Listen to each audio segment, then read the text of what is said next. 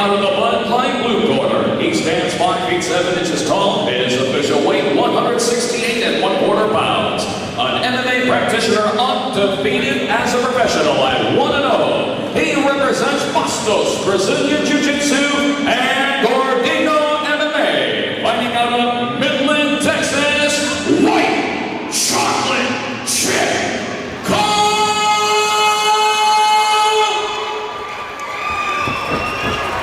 And across the strike league cage, his opponent fighting out of the red corner. He stands 6 feet 3 inches tall. His official weight 171 pounds. He is a freestyle practitioner stepping into the cage for the second time as a professional, looking for victory number 1. He represents the Big Tex Gym, fighting out of our state capital, Austin, Texas, Steven Stretch.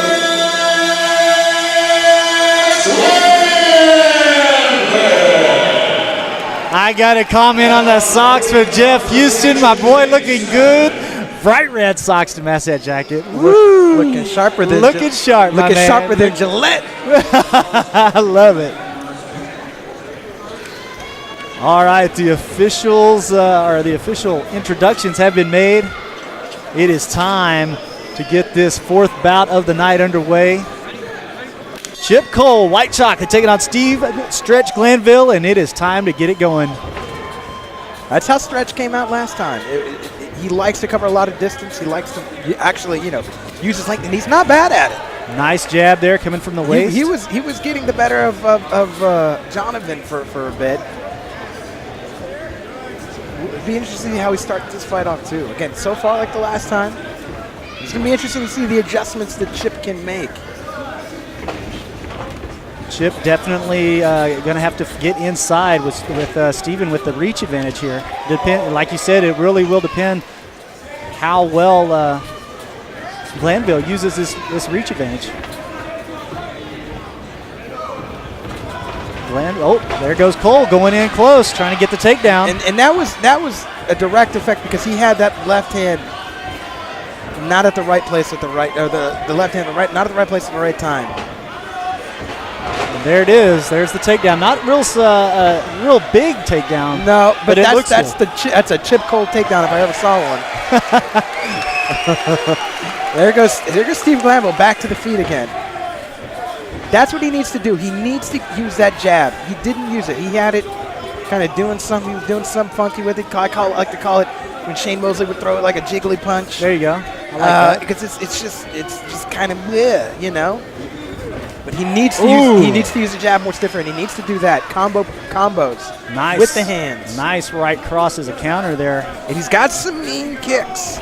Don't be surprised if those come out once he starts feeling that he's got range with the hands.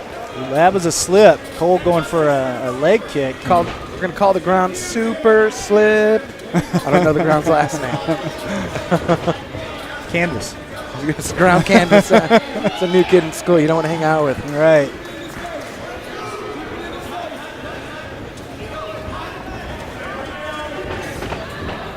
See, and that's what Chip needs to do. I like that. He's like, okay, I can't get you with the hands. I got you with these kicks. And he just kicked him. And now he reversed the position of where they were. Chip was on the inside, back against the cage. He just kind of did maneuvering of his body to kind of reposition himself, and then got Steven against the cage, and then went straight for the takedown when Steven didn't have any space.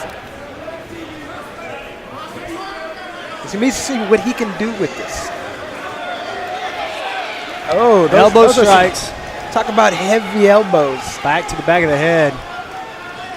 It's right, and it's right to the side, or else the ref would have stopped it. It's right to the ear.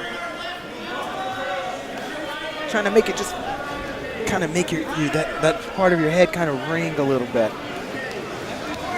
Glanville's doing something that I haven't been like I said earlier. MMA is something that I'm getting more accustomed to and more used to calling, but Steven is doing something as a fighter that I haven't seen too often from an MMA side.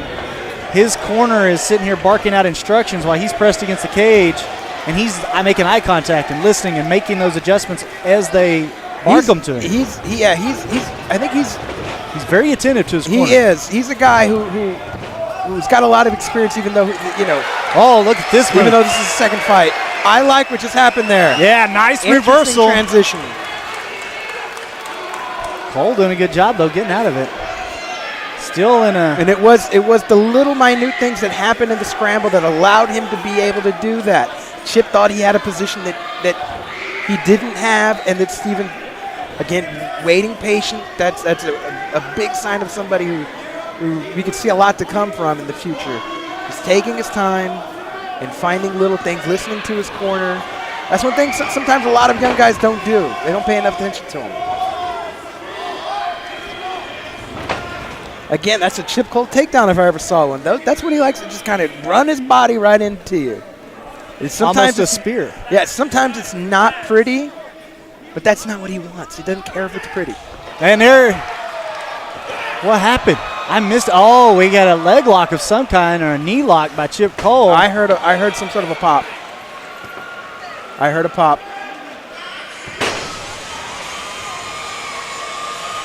That is not how I saw this going at all. But that's There was some sort of a snap or a crackle or a pop, but I heard something. His knee is hyperextended. Or there's going to be a ACL, MCL strain or sprain there. They may have to, let's see if he can apply any pressure on it. They may have to get a stretcher in here. That's always unfortunate. It's what you hate to see.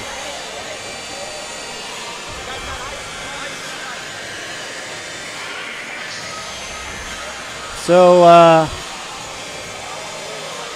medical attention being brought in to take a look at Steven Stretch Glanville as they had to call to an end here. And they just want to get him to the stool to see if he can, what, if any, kind of pressure he can put on his leg.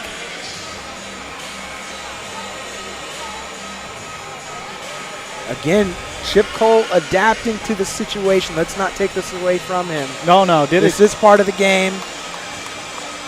And Glanville walking out of here on his own. That's hyperextended if I ever saw it, though. I've hyperextended both of my legs, and that's almost what it seems like to me.